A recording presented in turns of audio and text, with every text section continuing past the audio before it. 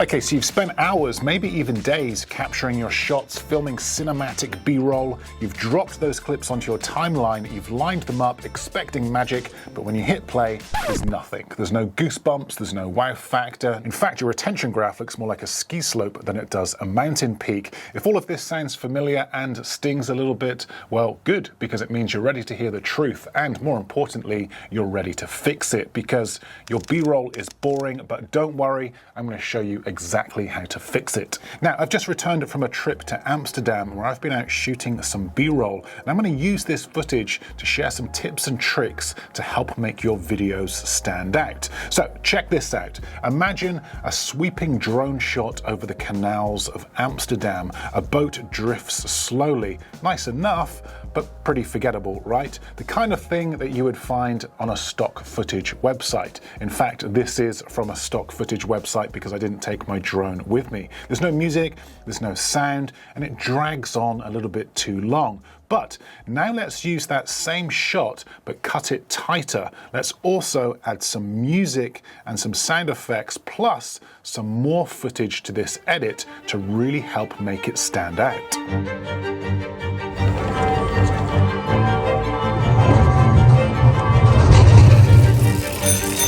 Now suddenly that same scene has energy, right? Same shot to begin with, but completely different impact. That is the power that we're talking about here. So look, stick around and I'll share with you my 3-step simplified process that forms the foundation of every great edit. Plus, share some pro-level tips that will take your work from meh to truly unforgettable. This is how you edit B-roll that actually grabs attention. A big thanks to Epidemic Sound for sponsoring this video. This is where I'll be getting all of my music and sound effects to help demonstrate these techniques. If you haven't tried them yet, I highly recommend it. I will put a link to a free 30-day trial in the description below. Okay, let's start off with my core 3-step process. And step number 1 is to find the heartbeat of your edit. Now, this is probably the most counterintuitive piece of advice that you'll hear, but trust me, this is a complete game changer. Now, before you even think about dragging a single clip onto your timeline, make sure you pick your music.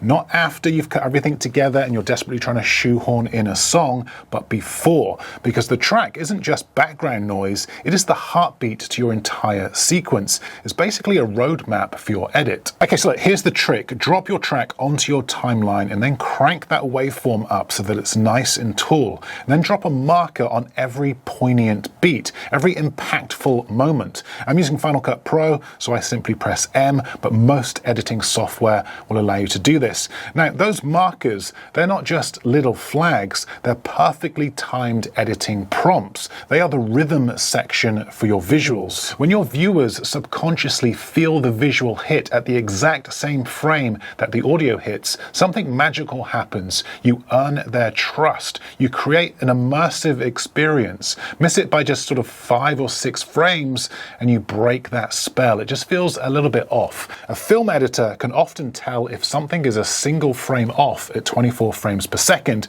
and your average person will notice this at around about 3 frames. If your cut feels even a millisecond late, you've missed it. So aim for 1 frame early, if anything, sometimes even 2, because the eye is always a little slower to register than the ear is to hear.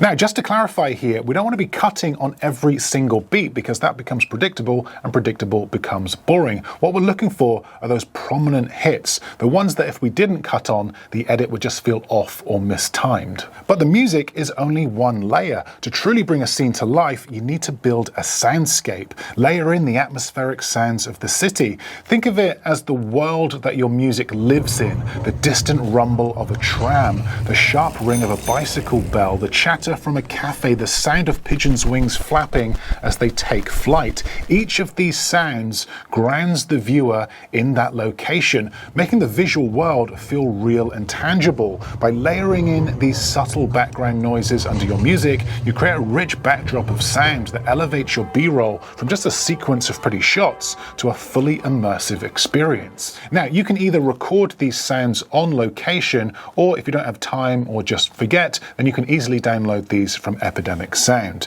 Okay, step number 2. This is a really important one, and that is to build mini stories. Now, a single lonely wide shot, that's a postcard. It's not a story. It looks okay, but it doesn't really do anything. To truly engage your audience, you need to build mini stories. Think of it like this. Always stack 3 shots, always in this order. The first is a wide shot. This establishes the geography. It tells the viewer, here is where we are. It gives context and it grounds them in the environment. This could be a simple push forward in the town square, for example. This sets the stage. Then we've got a medium shot. Now we reveal our subject, and here's who or what we are focusing on within this space. This could be a slow motion shot of someone holding a pigeon, for example. Amsterdam Square is full of pigeons, by the way. If you know, you know. Then we move on to the close-up shot. This is where we sell the detail. In this case, it could be a tight shot of the pigeons and their flapping wings. This is the payoff, the punctuation mark. This is a mini story. It takes mere seconds, but it provides a beginning, a middle, and an end. Why does this work so well? Because viewers deep down binge entire series because the human brain loves completion. In fact, neurological research shows that a happy ending to a story triggers the brain's reward center to release dopamine, which makes us feel more hopeful and optimistic. You're literally making your audience feel good. Now, variety is another key component here. Your retina is going to get pretty bored pretty quickly if every shot just looks the same. If shot 1 is of a tram, followed by another, and another, your audience is just going to tap out. So create contrast between these mini stories. Maybe a mini crane shot rising up to reveal the canal, followed by a shot pulling back and rotating through some colorful flowers, followed by a shot that's static. 3 very different shots, all helping keep your audience engaged. Now, what you've probably guessed by now is that without music and sound effects, all of these shots just feel lifeless and boring. The visuals are only 50% of the edit, so don't forget the other 50%. Sound design. Choose music that helps set the tone you're looking for. Search for music by mood. That can massively help find what you're looking for faster. If you are in need of some professional sounding music, by the way, that isn't going to get you a copyright strike, then I highly recommend checking out Epidemic Sound, because not only does their music sound great, I've literally been using them for years, but it's also really easy to find. Plus, they've just released a brand new feature which is a genuine game changer when it comes to editing B-roll sequences just like this. Look, for example, let's say you find a track that you like, but it's just too long for your 60-second edit.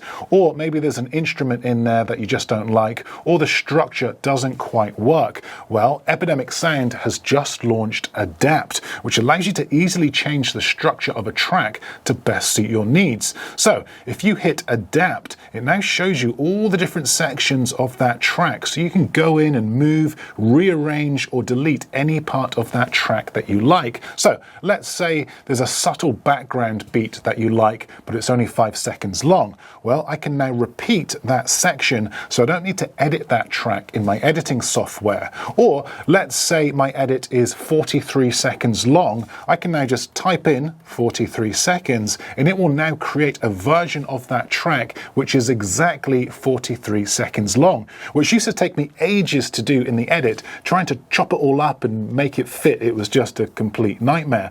Also, and really importantly, this is a big one for me, the tracks come from real artists, plus they get rewarded every time you use their track. So an incredibly useful feature that will save you a ton of time, definitely worth checking out. I will leave a link below where you can sign up for a free 30-day trial. Okay, let's talk about some pro-level secrets, starting with number 1, which is the 3 to 5 second rule. Now, this isn't some arbitrary guideline. This is backed with academic studies. Viewer attention when it comes to online video typically peaks at around about 3 seconds, and then it starts to decay quite sharply after 5. Now, that doesn't mean that every shot must be exactly 3 seconds long. What it means is that you have roughly 3 seconds to earn the next 5. That's that's your viewer window when it comes to hooking them. So how exactly does this work? Well, don't just throw up a shot of a canal and expect people to watch. Start with your shot focused on something like a boat that the viewer can immediately read in the frame.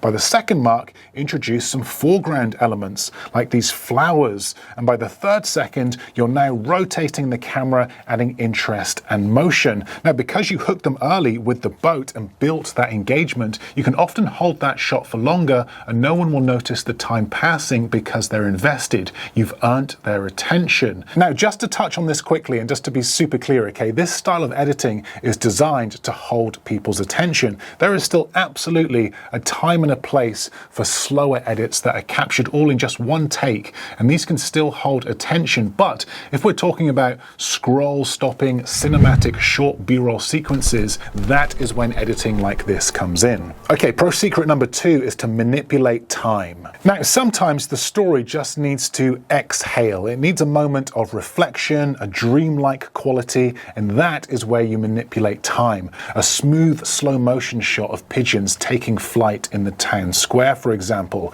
Using slow motion on anything that's moving fast allows the audience to take it in and see it unlike they would in real life, making the shot more interesting and engaging. Now, if you want to create a sudden burst of energy in your videos, then try using speed ramps. This is where you smoothly accelerate a clip from normal speed into high speed, or slow down dramatically for a moment before ramping it back up again. Paired with an impactful sound effect like a whoosh or a riser, a speed ramp can turn a simple camera movement into a powerful stylistic transition that feels incredibly dynamic and intentional. Now, if you want to transition to a new location, try using a wipe transition. As a tram passes, filling the entire frame from left to right, use that motion to wipe to a completely different scene, like a quiet backstreet, for example. That visual whiplash is so much more interesting and creative than a hard cut, and it really helps keep your audience on their toes. Now, these tricks are incredibly powerful, but there is a crucial caveat,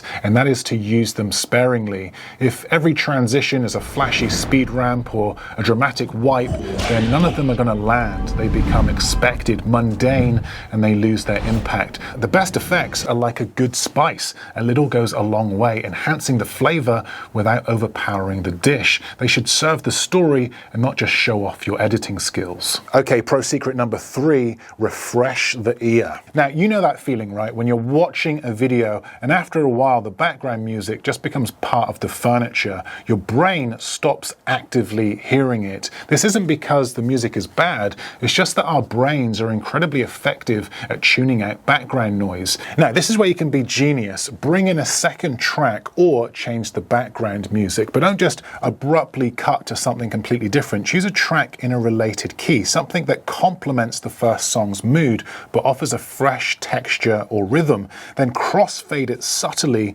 during a natural scene change. Maybe when you transition from the passing tram to the quiet backstreet, for example. The viewer subconsciously registers a new chapter. Their attention resets and they're re-engaged with the audio without even realizing why. They just know it feels fresh, and you, well, you look like a brilliant storyteller who planned a perfectly curated soundscape. It is a simple trick, but profoundly effective at maintaining viewer engagement. Okay, so here's your homework, okay? I want you to open up a current project or even an old one, mute everything, every single sound, now scrub through, and if that story still makes sense and you can still follow the narrative and feel engaged, well, then congratulations, because your B-roll is already working pretty hard. If not, then look, don't worry. Just remember what we talked about. Slide that music in first, mark those beats like your life depends on it, and build those 3-shot mini stories. A wide shot, a medium, a close-up, and then cut every single frame like it owes you rent. Be ruthless, be intentional, be rhythmic. Do that, and your shots won't just look pretty, but they will deliver much more punch and really help keep your viewers engaged. But if you're watching this and you're thinking, well, it's okay for you, Steve, because you've got great footage to work with, well then don't worry, because in this video here, I'm going to show you exactly how to capture shots that look just like this. But that's it from me. Thanks for watching, and I'll see you in the next one.